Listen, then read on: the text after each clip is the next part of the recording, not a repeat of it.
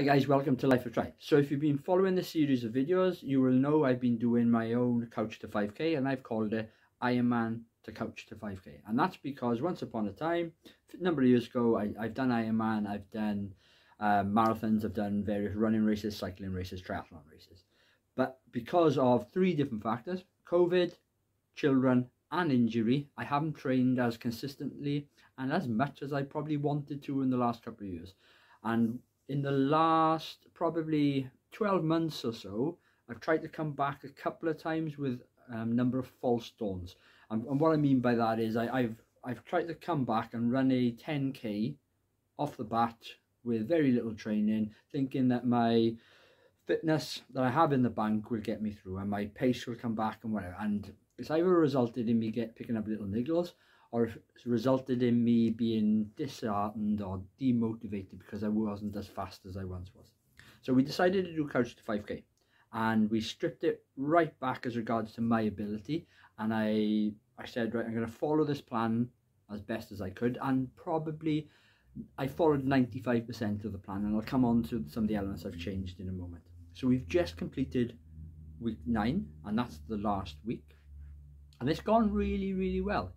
I'm really pleased with it. I've been quite disciplined. I said from the very beginning I would do the plan as best as it's written down. So that meant one thing that I've had to park, and that's the ego. Because when it says, for example, in week 9, it says run 30 minutes.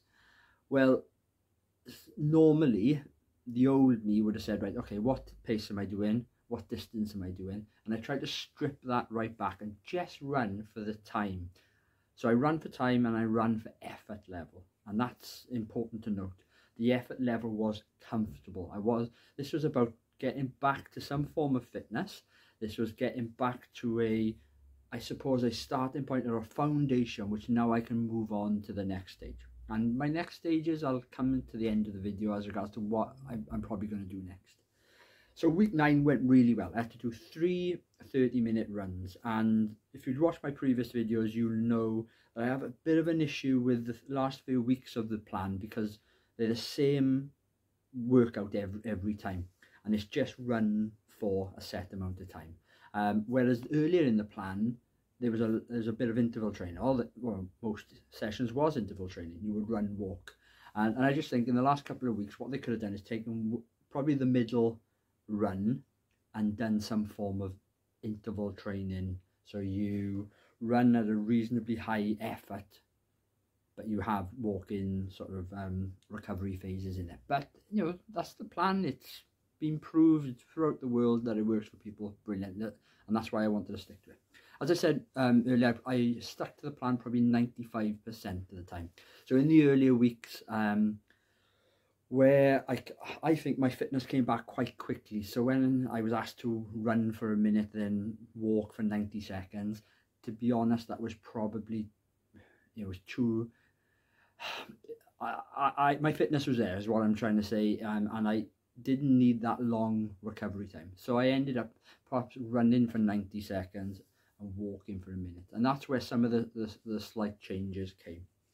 But in the last few weeks, I had to run 25 minutes 3 times a week, 28 minutes 3 times a week, and then in the final week 30 minutes 3 times a week. And I'm more or less stuck to that, and I'm pleased with it, with how it's gone. The big thing for me, and I think I mentioned it just now, was not running for distance and not running for pace. Because the old me would have said, right, okay, I've got to run 30 minutes a day. How fast do I want to do that, and what's my what distance am I going to cover?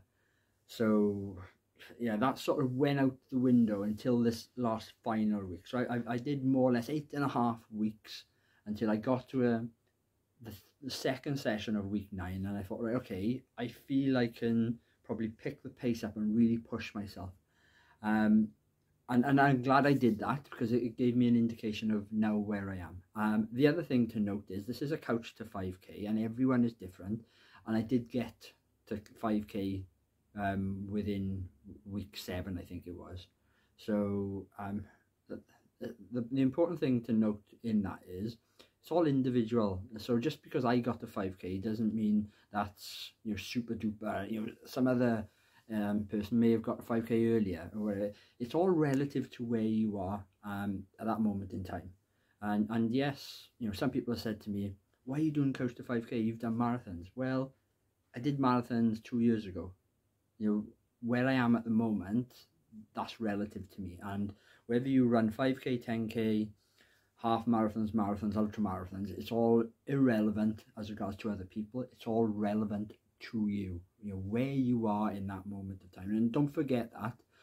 Try not to compare yourself to other people, especially if, you know, if someone's on a different path to you. It's like comparing apples and pears. If someone else is training for a marathon, but you're only now starting off, and 5k is your point, or you know, the point you want to get to, you can't compare yourself to it.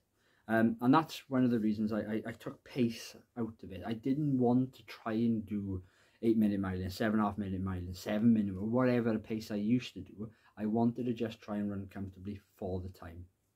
So it did come to the second session of week 9, and admittedly I ran 4 miles in the 30 minutes. So I was pleased with that. It gave me an indication of where I was now moving on, but that's the only time within the 9 weeks that I ran for any sort of pace. And I would encourage everyone else just to try and run on effort level rather than looking at your watch all the time. It's not what you want to do. As regards to the overall Couch to 5k experience, it's gone really, really well for me. Like I said, I parked the ego at the very beginning, and I wanted to accomplish the actual Couch to 5k. I didn't have a race in mind, and that's not my end point. My end point was the last session of week 9, and like I said, it's gone well, and I've hit 5k a number of times throughout that. But I suppose the next point then for me is, what do I do now? And a lot of people that set themselves a challenge, whether it be Couch to 5k, a half marathon, or anything else, people often achieve the goal, and then they have a bit of a come down after, and you have a sort of like the runner's blues. It happened to me when I did Ironman, that this big event, I got to it, I achieved it, and I had a proper sort of like down period after that, because I didn't know what to do. I sort of lost a little bit of my identity, and it was like, okay, what am I going to do next? Do I go for another challenge that's in my mind equally as big, or do I look to improve something? You know, maybe I stick to the same distance I was doing before, but I look to go faster. So, you know, ultimately you can either go faster, you can either go further, or you can, maybe you're doing it for fitness and you just decide to stay at that level. So if Couch to 5k is what you want to achieve and you've achieved it, and from a fitness point of view, then you just want to stay at 5k runs, you know, half-hour runs, maybe 3 times a week, brilliant. You know, try to do that. Like I said, all relative to you, and it's all personal to where you are within your journey. So I didn't want to get to a point where I got the end of week 9 thinking, what am I going to do now? So I suppose I've been thinking about the next steps for a while, and it's one of the reasons I did that faster run earlier in the week, because I wanted to have a bit of a baseline. And I suppose the next point for me now is to try and build up to probably half marathon, and I look to do a half marathon into next season.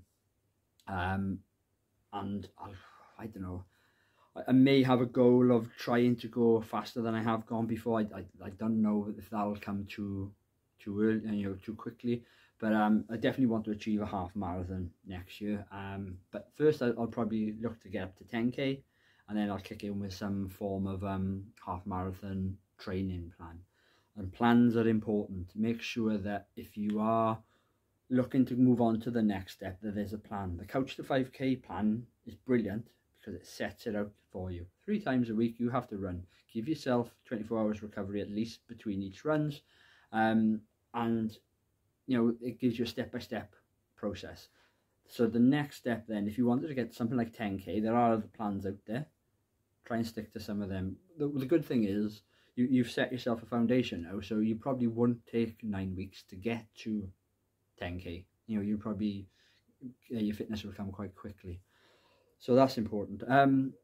Couple of things just to note. The other reason I did couch to 5k was I was really struggling with little niggles and injuries, mainly lower back and glute.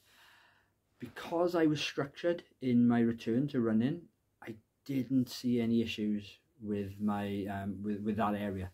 I was mindful of it, and I was worried that I was going to like make myself injured if, you know, psychologically, if you can do that, and or whether you maybe adapt your running style because you think, well, that my back is going to go, so I better support it. Thankfully, none of that came because the runs were manageable. It built up gradually, very important. And then when it came to a point where I wanted to go a little bit faster, you know, I had the sort of the fitness there, but also I'd built up some of that strength from running. I will admit I did have a slight twinge in that area on the session that I was running fast, so that's important if you're going to go back into any sort of intensity or increase in intensity, that you do that gradually as well. So build up slowly if you're going to increase intensity.